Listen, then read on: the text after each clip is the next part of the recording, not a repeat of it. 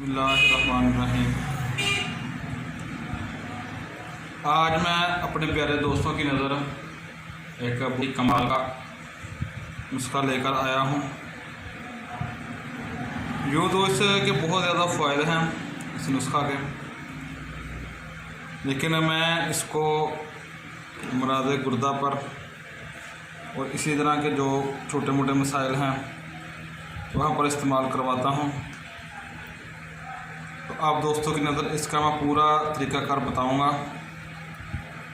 सबसे पहले हमें चाहिए हजरे यहूद।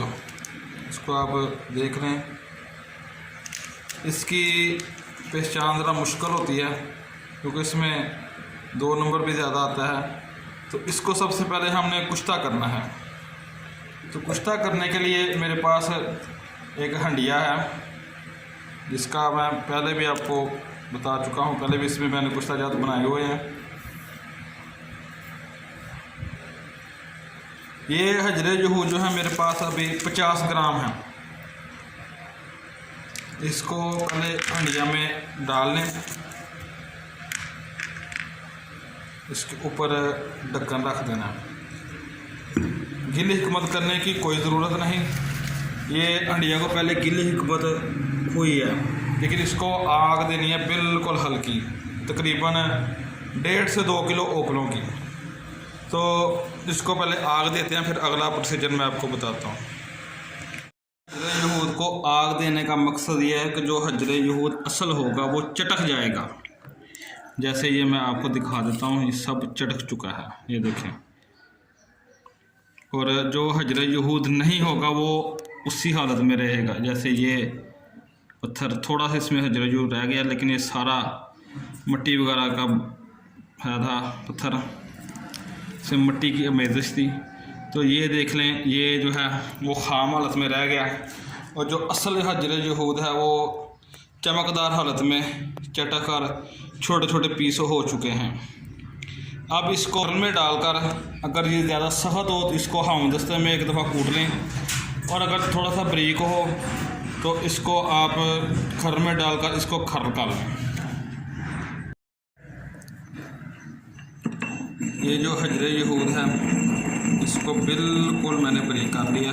इसकी जितनी ज़्यादा आप खरलाई कर लेंगे उतना ही ये मुफीद और अलग किस्म का बनेगा। ये देख लें, ये बिल्कुल अब फाइन हो चुका है। अगर आप इसको कच्चे को करना चाहते हैं बगैर आग दिए तो भी हो जाएगा। अब इसमें हम डालेंगे संगे सरमाई, जौखार, मीठा सोडा, संगदाना मुर्ग और नमक स्याह। इन तमाम अज्जा का वज़न बराबर है, ये बराबर मिकदार में लेने हैं। अव्वल सबसे पहले हजरे यहूद का जो कुश्ता तैयार किया गया है उसको खरलाई करके बिल्कुल फाइन और बारीक पाउडर बना लेंगे। जैसे ये मैंने तैयार कर लिया है। अब संगदाना मुर्ग का पाउडर बनाएंगे। जब ये पाउडर बिल्कुल बारीक हो जाए, इसमें जौखार और काला नमक डालकर इसको अलहदा कर लेंगे, और संगे सरमाई और संगे यहूद इन दोनों को अलहदा कर लेंगे। जब ये तमाम चीज़ें दोनों अलहदा हो जाएं तो इनको फिर मिक्स कर लेंगे, तो आपकी दवाई जो है वो तैयार हो जाएगी। ये दवाई दर्द गुर्दा के लिए बहुत अक्सीर है। दर्द गुर्दा को चंद ही मिनटों में ये रफ़ा कर देती है, दर्द ख़त्म हो जाती है।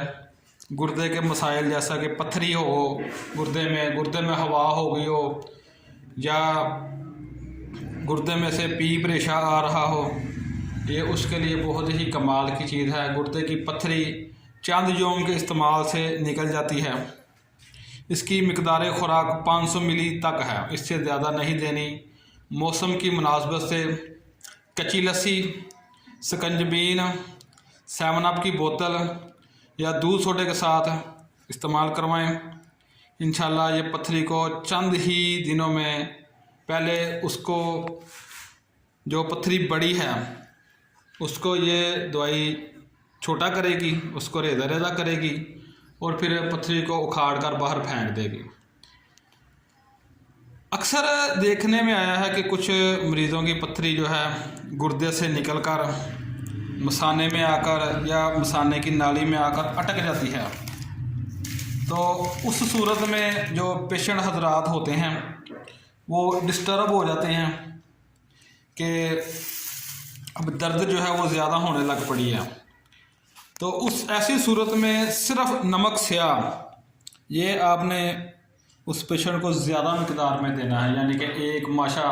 अगर उसको ब्लड प्रेशर का आर्दा ना हो तो, अगर ब्लड प्रेशर का आर्दा हो तो आप पेट को हल्का हल्का दबाएं ताकि वो पथरी अपनी जगह चेंज करे। अगर ब्लड प्रेशर ना हो तो आप उसको नमक स्याह ही देना है। इसके अलावा जोखार का भी नमक आप दे सकते हैं मरीज़ को। तो इसके साथ पथरी जो है वो रेदा रेदा होकर बहुत जल्द खारिज हो जाती है। अगर पथरी ज़्यादा बड़ी हो जैसे 25-30 mm तो ये थोड़ा सा टाइम लेती है, 2 माह भी लग सकते हैं, वरना 6 से 8 mm की पथरी जो है ये दूसरे हफ्ते में ही निकाल देती है। इसके साथ अगर आप जल्द रिजल्ट चाहते हैं इस दवाई के साथ तो आप अरके गौज़बान के साथ इसको दें सुबह खाली पेट, और खमीरा गौज़बान दे साथ। तो ये दवाई सोने पे सुहागे का काम करेगी। खमीरा गौज़बान और अरके गौज़बान का तरीका कुछ यूँ है कि इस तमाम मेडिसिन की आपने मिकदार देनी है 500 मिली। इस मेडिसिन का वज़न चूँकि ज़्यादा है, तमाम हजरियात और नमकियात जो है ये वज़न ज़्यादा रखते हैं, आपने 500 मिली से तजावुज़ नहीं करना इसको। सुबह खाली पेट 1 कप या आधे कप 100 मिलीलीटर के बराबर खालस अरक होना चाहिए गौज़बान का। उसके साथ इसको मेडिसिन को आप खिला दें। खिलाने के फ़ौरन बाद यानी कि 1 मिनट बाद खमीरा गौज़बान 10 ग्राम तक आप पेशेंट को खिला दें तो फ़ौरन उसकी दर्द भी ख़त्म हो जाएगी और मरीज़ को राहत भी महसूस होगी। और ये चंद ही दिनों में 8 से 10 mm की पथरी जो है ये दूसरे हफ्ते तक इंशाल्लाह निकल जाती है इसके साथ। अगर किसी भाई को किसी चीज़ की समझ ना आए तो मुझे कमेंट्स में ज़रूर बताएं, और अगर किसी को इस मेडिसिन की मज़ीद तफसील चाहिए तो मुझे व्हाट्सएप पर मैसेज करके बता दें ताकि मैं उसकी मज़ीद बेहतर रहनुमाई कर सकूं। अब मैं आप तमाम दोस्तों से इजाज़त चाहता हूँ।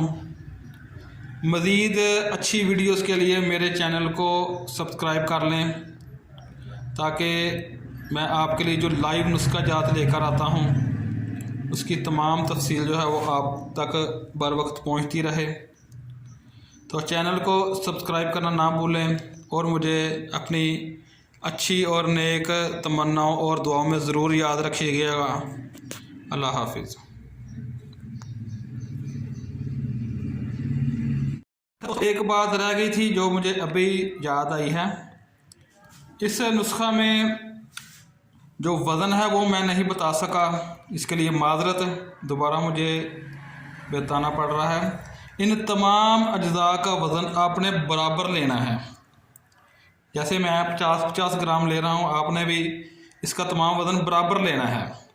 और हजरे यहूद जो है इसका वज़न आपने 60 से 70 ग्राम लेना है ताकि इसमें जो खाम रह जाए जैसे आग देने के बाद तो वो आपने इसमें से निकाल देना है।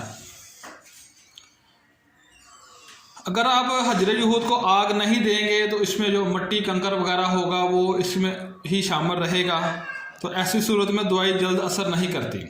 आपने हजरे यहूद को जितना भी आपने मिकदार में लेना उससे थोड़ा सा ज़्यादा ले लें ताकि जब ये कुश्ता बन जाए और जो खाम हालत में रह जाए उसको फेंक कर दोबारा वज़न कर लें और फिर तमाम चीज़ों को बराबर वज़न में इस्तेमाल करें। और दूसरी बात जो मेरे जहन में रह गई वो ये है कि इसमें हमने कलमी शोरा भी ऐड करना है।